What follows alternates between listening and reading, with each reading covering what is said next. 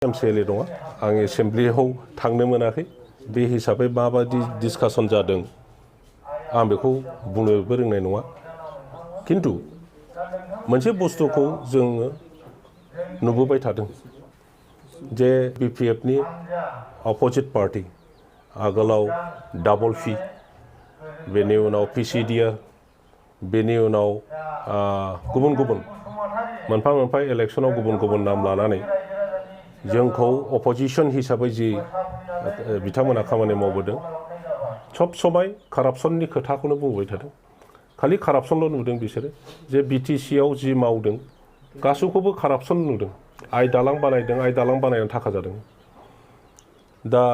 थुक्राझाराव आइ पवालियाव आइ दालां बानायबावदों बेखौ थाखा जादों इउनिभार्सिटि बानायदों थाखा जादों CIT बानायदों थाखा जादों नैबेबायदि नुबोदों माने BPF आ जेबो मावाखै BTC आव खालि थाखाल' जाबोदों ओंखायनो दा गावसोर पावाराव फैनाय लोगो लोगो BPF खौ धंस खालामनो मोनसे अस्त्र इनकुइरि नांगौ बेखौ इलेक्शन केम्पेइनाव बिथांमोनहा हब्रा हब्रा रायजोनि सिगाङाव बुंबोबाय थानायखौ जोङो खोनाबोदों किन्तु आं सानो बिथांमोना सोरनिबा भुलखौ नागिरबाय थायाबालानो BTC आव परिबर्तन लाबोनो होननानै जि पावाराव फैनो थाखाय रायजोनि खाथियाव थांदों आरो रायजो राजाफ्रा बिश्वासाव लानानै बिथांमोनखौ भट होनानै दिनै देरहाहोदों गमामायै बिथांमोना रायजो खुंदों ओंखायनो जोंनि BTC आव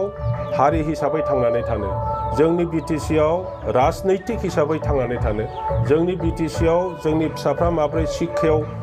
जौगानो हागोन रांखान्थियाव बोरै जौगानो हागोन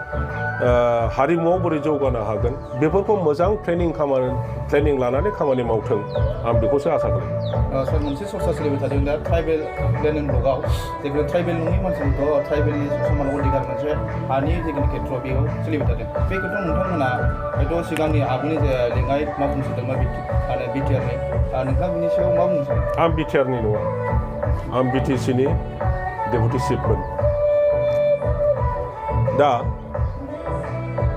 जोङो BTC दादों रायजो राजानि हेफाजाबाव सरकारजों रायज्लायनानै सरकारा गनायनांदों जे BTC आन्डार 6 शिड्युल दाफुंनाय जाथों आरो बेनि दारैनो BTC ओनसोलाव थानाय ट्राइबेल नन ट्राइबेल मोनफ्रोमबो जाति गस्थिनि राजनैतिक अधिकारा साब्यस्त जाथों बयनिबो हानि अधिकार शिक्षानि अधिकार सबनि अधिकार बियो साब्यस्त जाथों बेनि थाखाय BTC खौ दाफुंदों आन्दलनजों जर्जरित बहुत गन्डगलजों जर्जरित जानाय बे ओनसोलाव शान्ति प्रतिष्ठा खालामनो आरो अर्थनैतिक उन्नयन खालामनो सेंग्रा सिख्लाफोरनि शिक्षा मोजां होनो थाखाय जों जेरैबायदि खामानि मावबोदों इउनिभार्सिटि फुल फ्लेजेड बडलेण्ड इउनिभार्सिटि दाफुंनो हादों सेन्ट्रेल इन्स्टिटिउट अफ टेक्न'लजि दाफुंनो हादों इन्जिनियारिं कलेज दाफुंनो हादों दा मेडिकेल कलेज बानायगासिनो दं आरो जेरावहाय कलेजआ गंब्रै गंबाल'मोन दिनै गोबां कलेज जोङो प्रभिन्सियेलाइज खालामनो हादों आरो गोदान कलेजफोर गायसननो हानाय जादों स्कुलफोरनि अबस्थाया जेरैबायदि गाज्रिमोन जोङो एसे एनै फोसाबनानै होनो हादों लामा सामा होननाय गैफेरामोन जोंनि जायगायाव BTC आव टटेल मोनब्रै जिल्लायाव बे गौरां दालांनि बादै कंक्रिट ब्रिज होननाय गैफेरामोन दा बेफोर जायगायाव कालभार्ट होननाय गैफेरामोन पिच लामा नोंनि बे क'क्राझाराव अबावबा आधा किल'मिटार अबावबा 1 किल'मिटार बेनि बादै जेबो पिच लामा होननाय गैफेरामोन दानि यां जेनेरेसना बेखौ मिन्थिया जानो हागौ बेफोरखौ दाफुंनायाव थाइसे थाइनैनि बेफार नङा बेफोरखौ दाफुंनायाव 1 सप्ता 1 मासनि समय नङा गोलाव सम नांगौ जोङो हाफुंबोआखै 15 बोसोराव जोङो जेरै सान हर मेंनाय गैयाब्लानो खामानि मावबोदों दिनैनि अबस्थासिम जों लाबोनो हादों दा बेनिफ्राय बांसिन जोंनो नांगोन इउनिभार्सिटि 10 खानसो जोंनो जाहोनो हायोब्ला मोजां इन्जिनियारिं कलेजखौ 20 खानसो खालामनो हायोब्ला मोजां आरोबाव मेडिकेल कलेजखौ जुदि गंब्रै गंबासो इमिडियेटलि बानायनानै लाबावनो हायो मोजां आरो बेनि बादैबो IIM IIT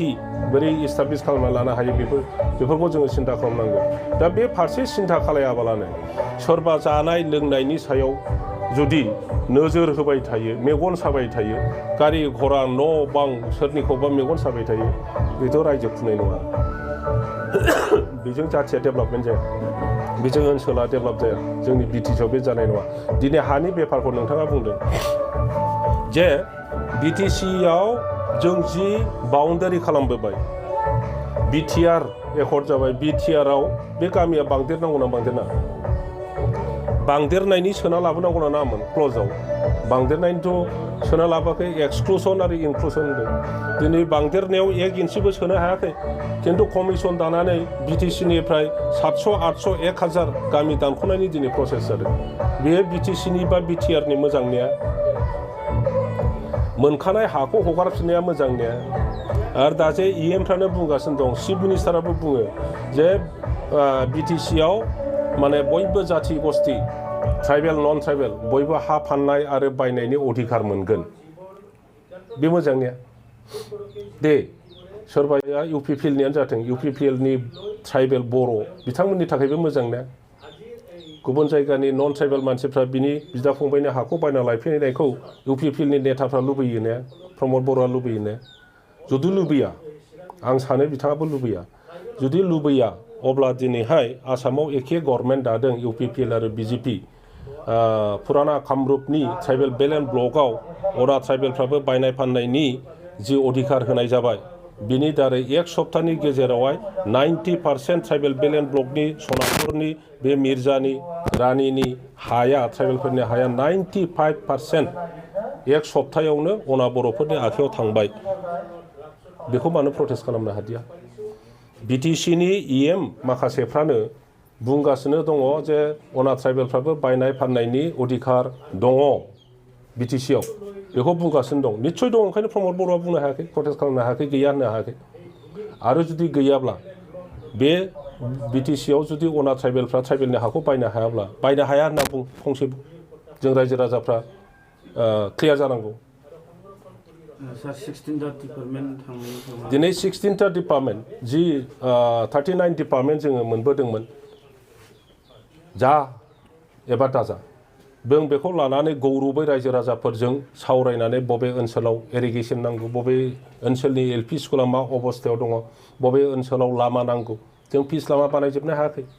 अन्थाइ बालाबो होजोबनो हायाखै खिन्थु प्लेनिंनि दारैहाय जेरैबायदि मावनांगौ जों मावबाय थादोंमोन निश्चय बयनिबो जिबना इमप्रुभ जादोंमोन लिभिं स्टेन्डार्डआ दा फैयै फैयै बे डिपार्टमेन्टखौनो 16टा डिपार्टमेन्ट डिसिनो हरफिनबाय डिसिनो हरनाय माने डिसिआ प्रमद बर'नो एन्सार होआ डिसिआ एन्सार होयो दिसपुराव गतिके बे डिपार्टमेन्टखौ डिसिनो हरनाय माने दिसपुराव थांफिनबाय आसाम गभर्नमेन्टआव हरफिननाय जाबाय सोर दैदेनगिरिया गावनि पावारखौ अपजासि सोरनोबा हरफिरो दिनै प्रमद बर'आ अपजासि बिराद गावखौ उदार देखायनो थाखाय डिसिखौ जोंनि इनभल्भमेन्टआव लाबोबाय होननानै देखायनो थाखाय बेखौ खालामदों बिनि दारै प्रमद बर'आ बेक्तिगत जेबो लकसान जायाखै बेनि दारैहाय जोंनि बिटिसिनि जनसाधारनफ्रा समग्र लकसान जादों 16टा डिपार्टमेन्ट जोङो खोमानानै लादों जोंनि अधिकारखौ खर्ब खालामनानै लादों बेनि थाखाय प्रमद बर'आ दायी बेनि जबाब होथों रायजो राजानो बेबायदि खामानि मावनायनि उनावहाय जोंनि रायजो राजाफ्रा माब्रैहाय प्रमद बर'नि प्रति मोनसे बिश्वासजों खामानि मावनो हानो जों दिनै बिराद मनखस्थ मोनदों इउपिपिएलआ मोनसे राजनैतिक दल बेखौ जोङो अपोजिसन बियो गाज्रि जों बुंफेरा बिथांमोनहाबो बर'नि फिसा गतिके बिटिसिआव बयहाबो दायित्व दं पार्टिया जेखियानो जाया दिनै प्रमद बर'आ इउपिपिएलआव थानो हागौ आं बिपिएफआव थानो हागौ आं फैयोब्लाबो आं खामानि मावनांगोन प्रमद बर'आबो बिटिसिनि थाखाय इउपिपिएलआव थानानै खामानि मावनांगोन जों बेखौसो लुबैयो राजनितिकआ गावनि गोसोजों गावनि इन्ट्रेस्टजों गावनि उद्देश्यजों गोरोबनानै राजनैतिक दलखौ बासिनानै लागोन खिन्थु सैबुलि बिपिएफ दानायखौ जोंनो नाङा बिटिसिखौ जोंनो नाङा ओंखायनो नामखौ सोलायनानै बिटिआर बिपिएफआ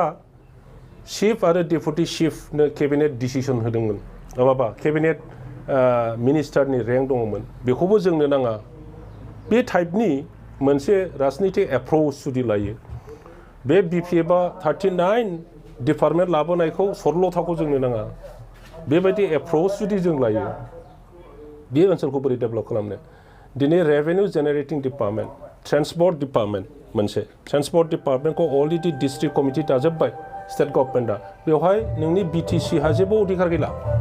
स्टेट गभर्नमेन्टआ district committee sub division committee दाजोबनानै ट्रेन्सपर्ट डिपार्टमेन्टखौ कन्ट्रल खालामबाय बिटिसिनि इएम चिफ मोनहा बेवहाय जेबो आखाइ गैला दिनै फरेस्ट डिपार्टमेन्टआ नायोमोन महल अन्थाइ बालानि महलफोरखौ क्रेसार गासैखौबो बिनि रेभिनिउआ बिटिसिआव थांजोबो बेखौबो आसाम गभर्नमेन्टआ डिसिसन लाबाय जे मा होनो माइन एन्ड मिनारेल डिपार्टमेन्टआव बेखौ लांनाय जाफिनबाय माइन एन्ड मिनारेला बिटिसिनि याव गैया बिटिसिआव गैया गतिके बेबो स्टेट गभर्नमेन्टआव थांबाय मिन्स मेजर रेभिनिउ जेनेरेटिं डिपार्टमेन्टआ बिटिसि गभर्नमेन्टनिफ्राय आसाम गभर्नमेन्टआ लांफिनबाय बबे फैसाजों बबे रेभिनिउजों बिटिसिखौ सालायनो बेखौ बिथांमोनहा मोजाङै सावरायलायथों आरो जायहा बिटिसिनि इन्ट्रेस्टआव थांगासिनो दङ बेखौ मावथों एगेइन्स्टआव थांगासिनो दङ बेखौ प्रटेस्ट खालामथों सारमोना अपोजिसन हिसाबै माबायदि बाहागो लादों जोङो कनस्ट्राक्टिभ रल लागोन बेफोरखौनो देखायगोन आरो बेफोरखौनो सावरायगोन बेखौनो सावरायगासिनो दङ निश्चय दिनैनि हाउसआवबो जे 16ता डिपार्टमेन्ट हरनायाव मा नेगेटिभिटि दङ जुदि अन्थाइ बालाखौ फरेस्ट डिपार्टमेन्टनिफ्राय उठायनानै जुदि माबायाव लाङो मिनारेल डिपार्टमेन्टआव लाङो माइन एन्ड मिनारेलाव जोंहा बेसेबां रेभिनिउ खम जागोन दिनैनि हानि सायाव मा सिन्था खालामदों बेखौ जोङो बोरैहाय रक्षनाबेक्षन होनो हागोन बेफोर समग्र खोथाफोरखौनो सावरायदों आसामाव दा फर्थ लेंगुवेज मोनसे आसामाव एसामिस लेंगुवेजखौ कम्पालसारि खालामनानै माखासे फर्थ लेंगुवेज मोनसे पुलिस खालामदों जेखौथे बर' मानसियाव एसामिस लेंगुवेजखौ कम्पालसारि लाथारनांगौ मोनसे जाबसिननाय मोनसे आयेन खालामदों बेनि खोथायाव नोंथाङा बिटिसिनि सिगांनि गाहाय लेङाइ गाहाय मावफुंगिरि हिसाबै इडुकेसन डिपार्टमेन्टखौ लादोंमोन बे डिसिसना दिनैनि नङा बे डिसिसना आसाम एकर्डनि उनावनो आरो जेब्लानो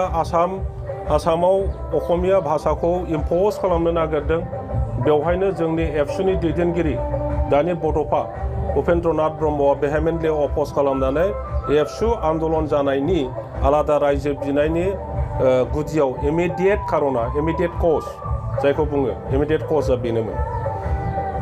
जोङो 15 बोसोर सालायबाय बेवहाय बेखौ दासान जे बे इम्पजिसना जोंनि दिनाव गैयामोन जोङो खुनुदिन मानिबोआखै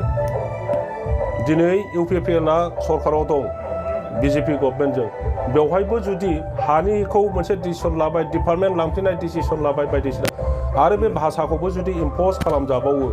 बेखौ आंखौ सोंनानै लाब गैया नेताफ्रा बेखौ प्रटेस्ट खालामनांगोन जुदि बर'फ्रा बेजों लाब दङ होननानै जुदि मानिनानै लायो बे आलादा खोथा बेखौ जुदि जोङो फरायाबा बेखौ लानायाव जोंहा लकसान दङ होननानै बुजिदोंब्ला अब्ला नोंथांमोननि मेडियानि दारै बे नेताफ्रा दानि दैदेनगिरिफ्रा जायफ्रा सासन खालामगासिनो दङ बिथांमोना प्रटेस्ट खालामग्रोनांगोन आरो बर'नि जि जातीय दलफोर दङ दुलाराय बर' फरायसा आफादानो जाथों बर' समाज आरो जेसेबां दल संगठनफोर बयबो प्रटेस्ट खालामनांगोन जुदि बे डिसिसना जोंनि बर'फोरनि थाखाय गाज्रिब्ला